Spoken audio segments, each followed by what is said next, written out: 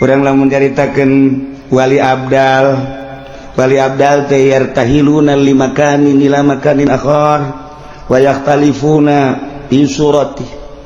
Wali abdal setiap saat jumlahna aya 70. Ketika di Banten wali abdal nyokot di Jawa Tengah jang nyicingan Banten. Ketika di Jawa Tengah ngan hiji-hijina deui nyokot di Malaysia. Ketika di Malaysia nyokot lah di luar negeri. Setiap saat kudu aya bae, lamun eueuh walian siksa Allah turun. Emang kumaha gitu? Nah, eta wali kapan? Nyana wali abdal cicing di dieu, kadang-kadang di dinya teh maot nyana dikubur kunaon cal deui di ditu nyana keneh. Mun urang nyaritakeun Mbah Bolong kuburan aya 9, mun nyaritakeun Syekh Maghribi di dunia kuburanana aya 3, mun nyaritakeun Syekh Yusuf putra daripada Syekh Maulana Hasanuddin di dunia kuburanana aya 7. Emang di Banten doang tuh lain kuburan Syekh Maulana Yusuf teh. Kemudian atuh urang lamun nyaritakeun Bung Karno waktu di Digul aya, di Tanah Abang aya, di Jawa Timur aya.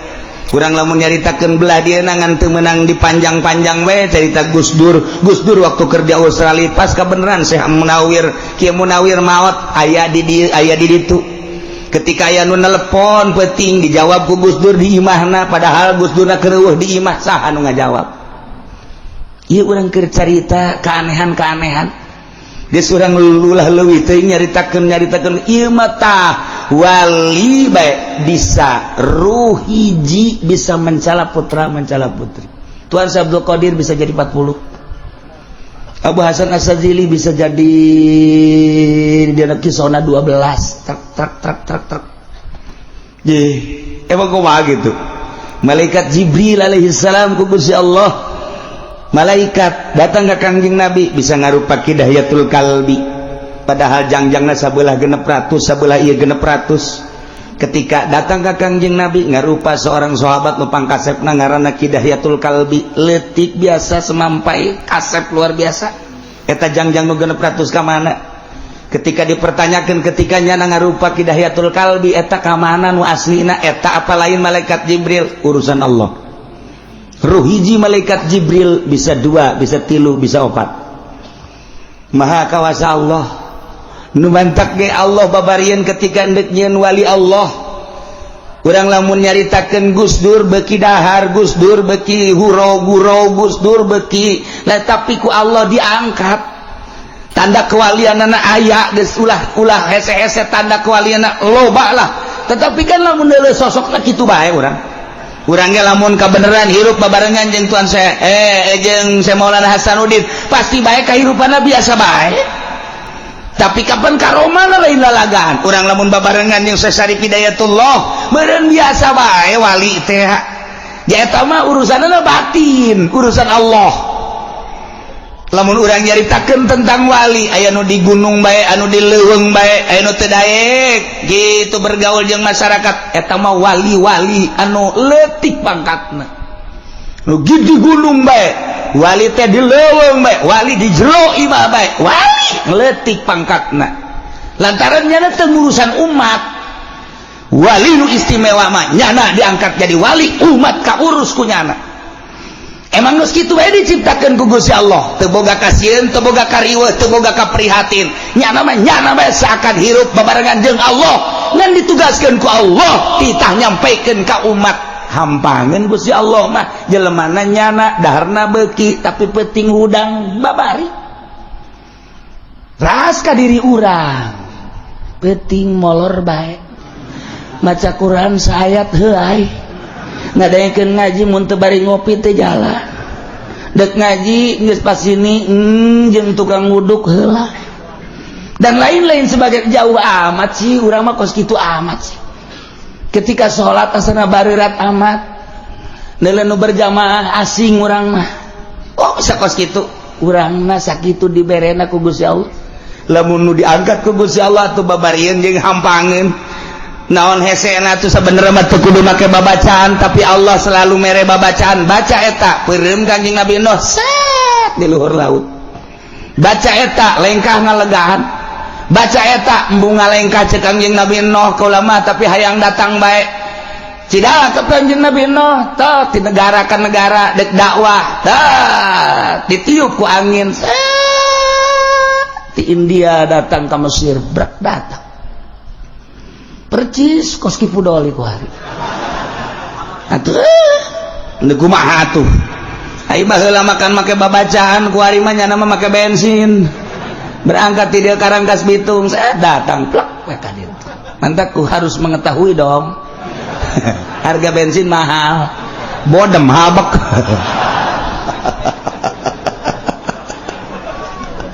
aduh jauh jasa ya Allah ya Rabbi lah lalakon Kangjeng Nabi Nuh henteu aneh Allah dek ciptakeun makhlukna dijadikan rasul diangkat jadi rasul nyampaikeun ai leuweuhan mah luar biasa Kangjeng Nabi Nuh kadaekna jeung pohara jasa Kangjeng Nabi Nuh dakwah tanpa pangri da'watu lailan wa naharon tetapi geuninganan anu iman ka anjeunna jeung ka Gusti Allah ngalengis Kangjeng Nabi Nuh kurang kumaha Gusti tugas maneh mah lain kitu cek Gusti Allah dakwah deken jeung tadeken urusan aing urusan umat siapa dah ulah sok ngalengis teu meunang emang Gusti abdi ngalengis nafsu ketika maneh dakwah kemudian maneh ngalengis kok teu daek narurut eta lah nafsu jan nurut jeung teu nurut mah tah urusan lain urusan maneh urusan umat jeung urusan aing tah mah urang ge ketika urang dakwah kok batur teu narurut nafsu urang eta tah mun hayang nafsu di dinya tah urang yen pondok pesantren teu daekeun dararatang ya santri nafsu ai sia mah pokona mah ulah mikiran kos kitu cak Gusti Allah ayo deuk pondok manyeun pondok bae santri make ku aing didatangkeun mun aing henteu atuh sia mah sia bae ibadah ka aing hese-hese amat kudu make tabel segala menerima siswa baru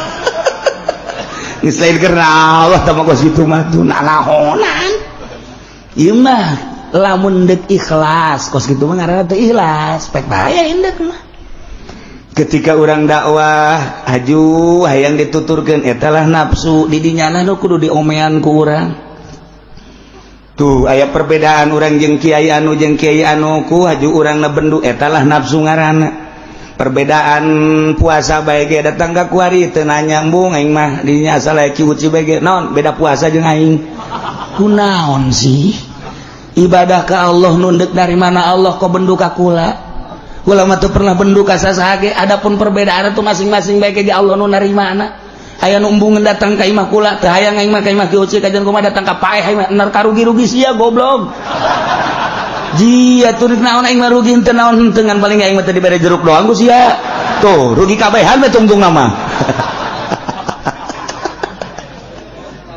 eta aya kiai nu ka situ ulah mun aya tetangga urang ditu nasehatan ulah ibadahna ti ku Allah nu deuk narimana Allah adapun urang jeung urang atuh biasa bae perbedaan maju biasa tuh kok jadi perbedaan kos kitu kuari aya nu embungeun nikahkeun esa aya keuci moal aing mah moal kajian kumaha kunaon puasana beda jeung aing lebaran beda riweuh aing mah cenah kiana ya Allah can nyaho nu salah saha nu bener saha eta mah sesuai jeung keyakinan lantaran dina ilmu thariqah mah bawa ilmu teu kudu nanyakeun ka batur sia ilmu sia pake sesuai jeung keyakinan ulah neuleuh batur mendeuk nuturkeun deuk teu sia yakinkeun ka Allah haju yakin ka Allah tuh adapun batur deuk nuturkeun deuk teu bendu tah urusanana sabodo tah mah we aya nu dikunci masjid teh aya nu teu meunang nanahonan teh kikituan teh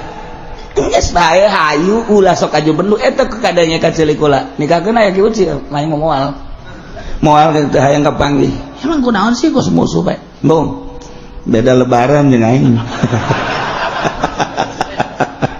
atuh iya ieu teh gede naon teu naon teh urusan ibadah ka Allah tah eta nafsu tah mun hayang nyaho tah di jerona teh nafsu tah kos kitu tah tah eta lamun hayang nafsu tah kos nyaho nafsu teh kos kitu ya Allah ya Rabbi kok handap amat sih Quran aya di nyana hadis aya di nyana kitab aya di nyana perbedaan kos kitu kok jadi teu nanya sih nah iyalah hawa nafsu nah ieu keur carita Kangjeng Nabi no ngalengis ka Gusti Allah, Gusti kok cek Allah eta mah nafsu sia ulah dibawa sia mah dakwah ajak daekeun teu daekeun lain urusan sia hampura Gusti.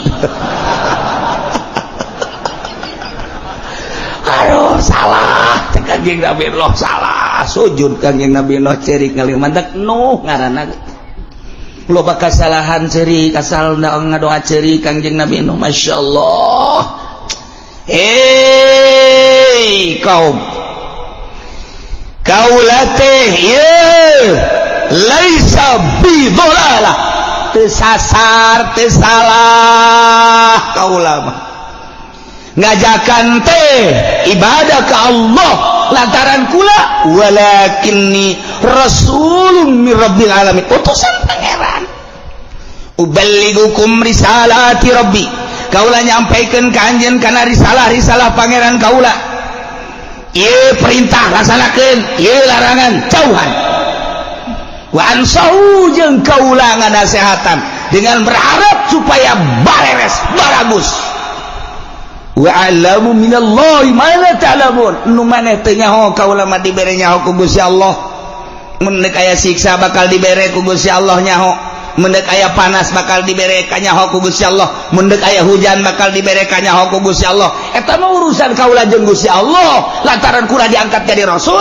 selalu nyambung Gusti Allah instruksi ka kaula wa alamu minallahi ma la ta'lamun yuk urang ibadahan Gusti Allah kumaha eta umatna aw ajibtum man jaakum min rabbikum ala rajulin minkum tetep bae umatna ngabageud bae ngabageud teu daekeun iman ka Gusti Allah endahan terus bae ngarautan kayu nyieun patung aya patung anu keur diuk aya patung nu keur jongkok aya patung anu keur nangtung malah bobogohan anu ngacer datang ka kuari aya macem-macem teh patung teh dibawa Kangjeng Nabi Nuh keur dakwah teh dulur sadaya kade ulah ibadah kasalian pangeran ibadahan pangeran allazi khalaqas samawati wal patung diacung-acung yeuh pangeran mah yeuh pangeran teu nyeri kumaha coba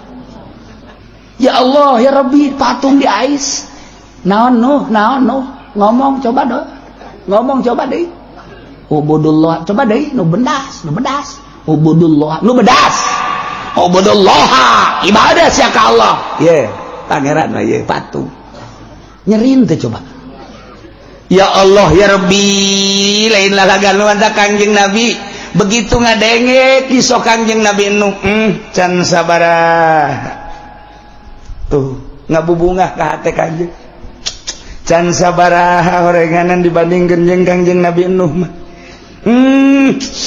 aing mah kakarak dicaci dimaki sapira diciduhan horenganan Kangjeng Nabi Nuh mah ditararongton diedan-edan ieu teh kan bahasa Quran inna lanaraka fi dhalalim mubin cakaomna kaula mah deuleuh maneh no jalain jelema bener aing mah deuleuh sia teh dhalalim mubin sasar sia mah sarua jeung gembel tuh dikitu-kitu kan dhalalim mubin eta pohara jasa cek Kangjeng Nabi barang ngadenge kisah Kangjeng Nabi Nuh can sakumaha percis kos tadi teh percis kunaon sia diputuskeun cinta kakarak sakali aing mah 3 kali diputuskeun cinta ben 3 kali aing mah teu ngagujubarkeun maneh aing mah biasa bae sia kunaon ngalamun dagang rugi sabaraha kali sakali kakarak teh beak modal doang aing mah jeung imah-imah jeung pamajikan ditarik kabeh ku mitoha gara-gara dagang rugi aing mah pamajikan kita balik jadi aing mah lain modal bae lain dagang bae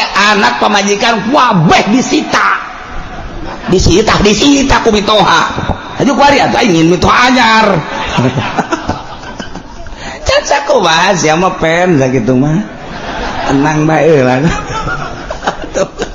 jadi kan lele sate oh jaheunya tuh bener oge masyaallah tah lamun aya nu saluhureun teh kos kitu tah urang can handako tiis Kangjeng Nabi ge barang dikisahkeun ku Gusti Allah tentang Kangjeng Nabi Nuh alaihi salam anu lain dicaci dimaki deui ke kabelah dituna ye ieu Kangjeng Nabi Nuh teh dibohongkeun dijejeleh diedan-edan digembel-gembel tiis hate Kangjeng kabelah dituna kumaha bakalna masih keneh terus waktuna saep wallahu a'lam bissawab.